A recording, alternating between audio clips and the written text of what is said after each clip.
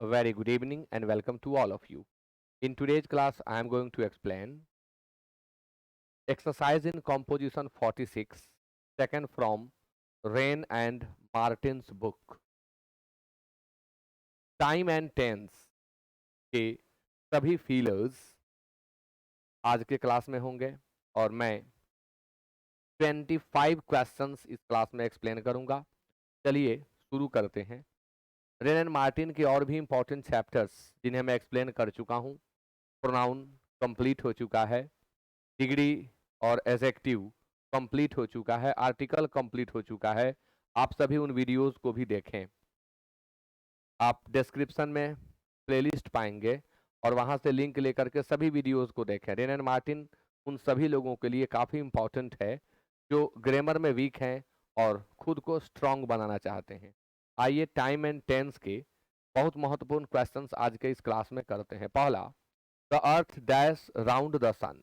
यह एक universal truth है और ग्रामर के रूल के अनुसार universal truth, scientific laws, quotations, proverbs, general truth, etc. are always written in simple present tense. तो the earth moves round the sun होगा। एक बार आप ट्राई कर लें, रिमेनिंग 4 क्वेश्चंस को आप पढ़ लें और फील कर लें कि किसमें आप क्या फील करेंगे, फिर मैं इन सबको एक्सप्लेन करूंगा।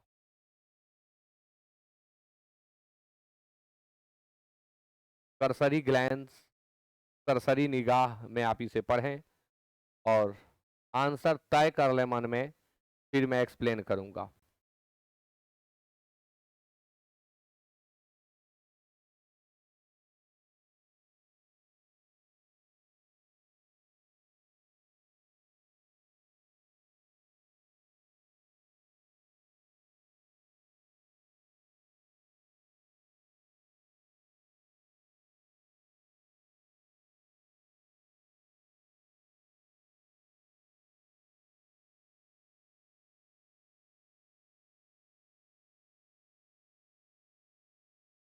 Question number 2, my friends dash the prime minister yesterday.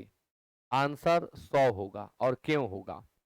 तो रूल है कि सेंटेंस में it is time, it is high time, it is about time, ago, last day, last month, last week, last year, in 2021, 2022, it means कोई भी year जो past हो चुका है, जो बीत चुका है, अगर ये सभी आपको सेंटेंस में दिखाई पड़े तो सिर्फ आप सिंपल पास्ट टेंस सेलेक्ट करेंगे, इसलिए आंसर होगा 100।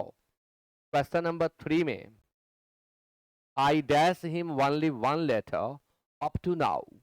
ये सारे बहुत इंपॉर्टेंट रूल्स हैं, आपको याद करने होंगे। यदि किसी भी सेंटेंस में up to now, by now, even now, up to the present, till now, since then, lately, recently, for the first time, for the second time, for the third time, etc. just etc. का प्रयोग हुआ हो तो उसे आप present perfect tense अर्थात has have भी3 के द्वारा लिखते हैं।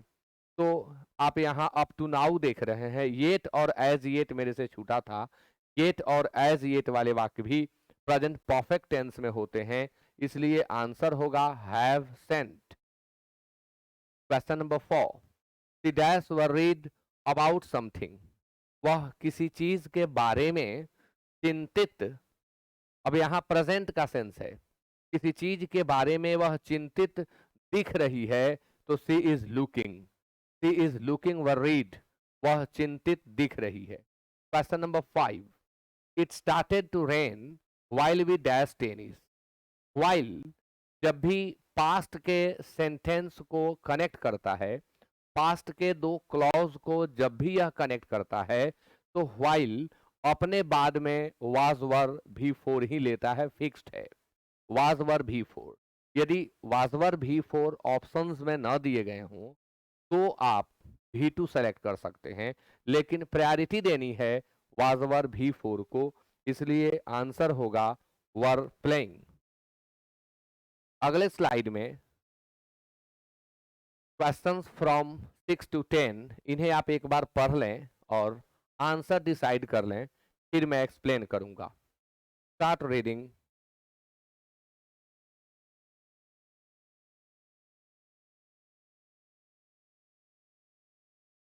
आप कलम कॉपी लेकर बैठ जाएं, क्वेश्चन के क्रम के अनुसार आंसर नोट कर लें अपनी कॉपी में और फिर एक्सप्लेनेशन को सुनें।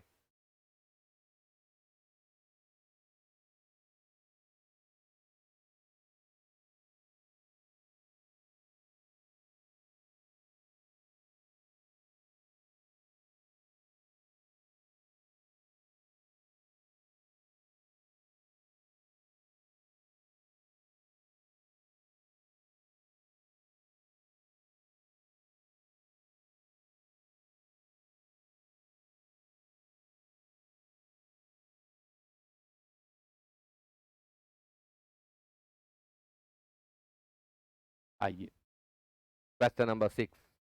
ही dash fast when the accident happened.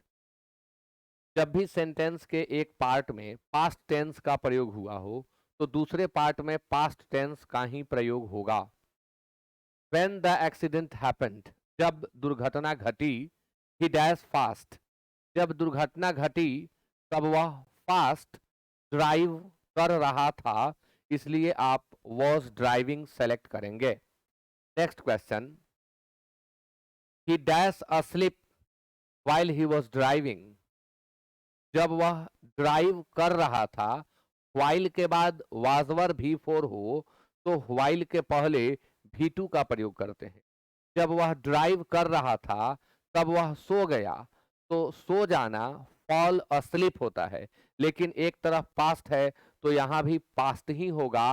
Fall, second form fail, third form fallen, यानी हमें फेल चाहिए तो फेल यहाँ दिया हुआ है, आंसर फेल होगा। फॉल्स और हैज फॉलन कभी नहीं। Question number 8। I am sure I dash him at the party last night.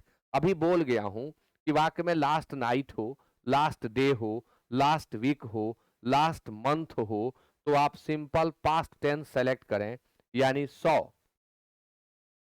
Question number 9। He dash a meal in this town. इस टाउन में उसका एक मील है, तो यहाँ पोजीशन को दर्शाने वाला वर्ब चाहिए।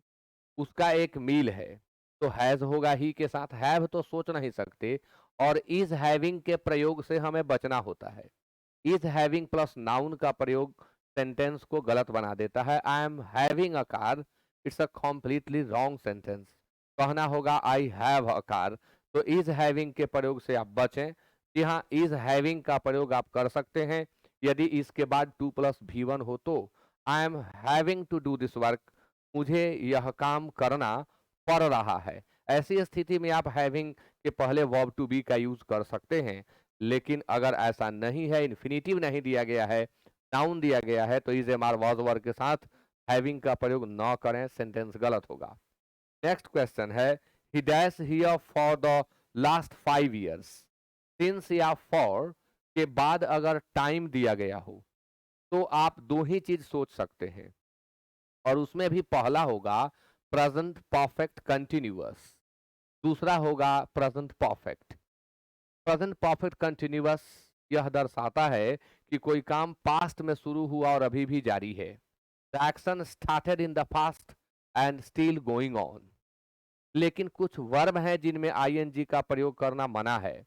Love, like, hate, detest, behold, want, know, seem, taste, appear, remain, इनमें आईएनजी का प्रयोग करना मना है, और भी बहुत सारे वर्ब हैं। अब ये जब आ जाते हैं तब हमें इन्हें प्रेजेंट परफेक्ट टेंस में लिखना होता है। सिंस फॉर देखें तो आपकी प्राथमिकता होनी चाहिए has been, have been, V4। यदि वह नहीं हो पा रहा है क्योंकि कुछ वर्ब आईएनजी नहीं लेते तो उन्हें आप हैज हैव V3 में लिखेंगे। तो यहाँ ऐसा कुछ नहीं है, इसलिए हम हैज बीन वर्किंग सेलेक्ट करेंगे 10 में। आगे बढ़ते हुए क्वेश्चन नंबर 11 to 15 आप इन्हें पढ़ लें और आंसर डिसाइड कर लें, अपनी कॉपी में लिख लें, फिर मैं इन्हें एक्सप्लेन करता हूं। 11 to 15।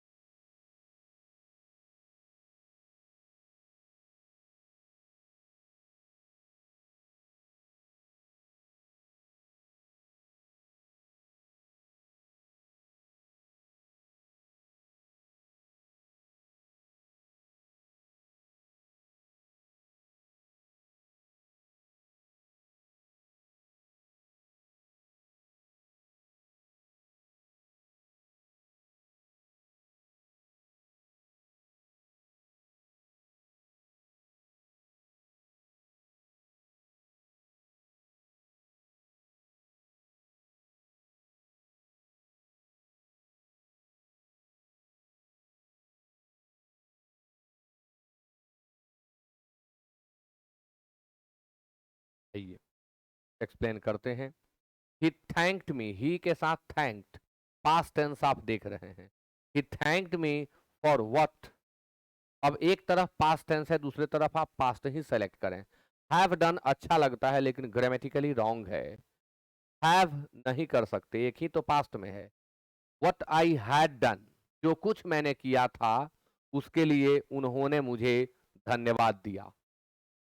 I dash a strange noise, मैंने एक विचित्र आवाज सुना, एक शोरगुल, अलग तरह का शोरगुल मुझे सुनाई पड़ा।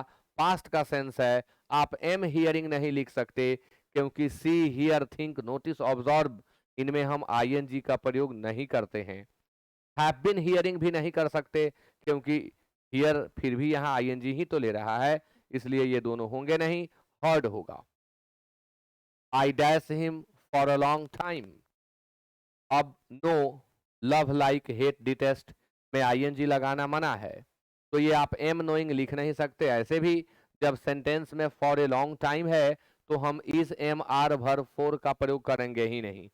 नो है तो हैव नॉन लिखें। मैंने आपको कहा था कि जिन वर्ब्स में आईएनजी लगाना मना है, वर्ब ऑफ परसेप्शन होते हैं वे, उनमें आईएनजी लगाना मना होता है।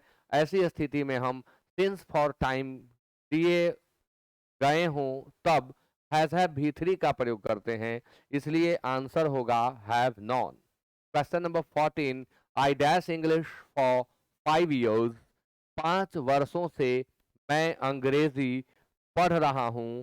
तो आप स्टडी नहीं लिख सकते क्योंकि ये तो आदत को बताएगा, यहाँ फॉर 5 years है। एम स्टडिंग आप नहीं लिख सकते, आप लिखेंगे हैव बीन स्टडिंग क्योंकि फॉर के साथ टाइम दिया हुआ है। 15, डोंट डिस्टर्ब मी, मुझे डिस्टर्ब न करें। आई डैश माई होमवर्क, मुझे डिस्टर्ब न करें, प्रेजेंट की बात हो रही है, मैं अपना होमवर्क कर रहा हूं। क्वेश्चन नंबर 16 to 20 पढ़ें और आंसर लिख लें अपनी कॉपी में।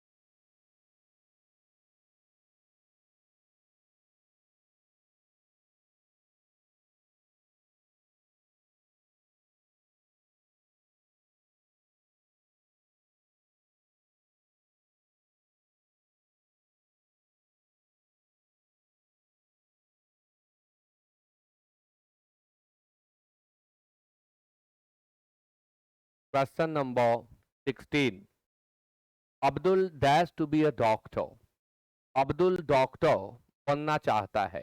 वांटिंग लिख नहीं सकते, इज वांटिंग नहीं लिख सकते, वांट में आईएनजी लगाना मना है। और यह दर्शा रहा है कि अब्दुल की होप है, वह डिजायर करता है, उसका एम्बिशन है डॉक्टर बनना। तो Abdul wants to be a doctor.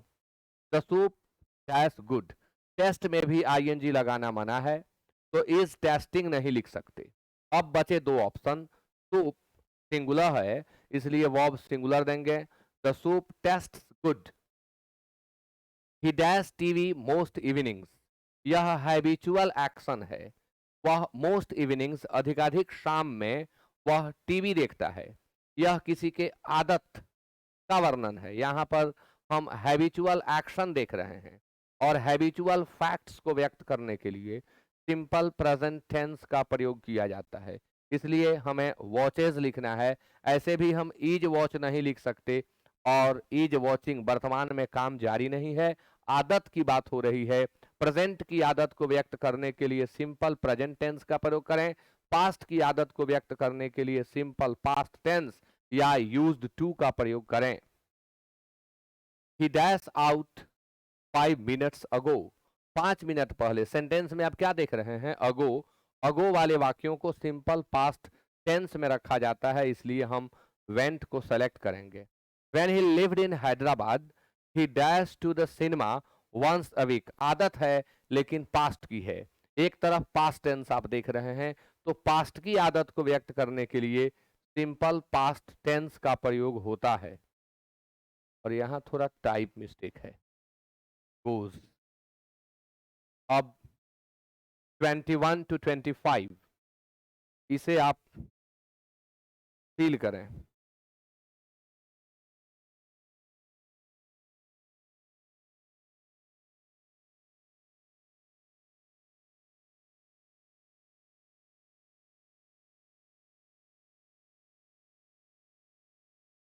The baby dash all morning, cries और हैज बीन क्राइंग। अब ऐसा तो नहीं है कि बेबी ऑल मॉर्निंग क्राई करता रहता है, नहीं।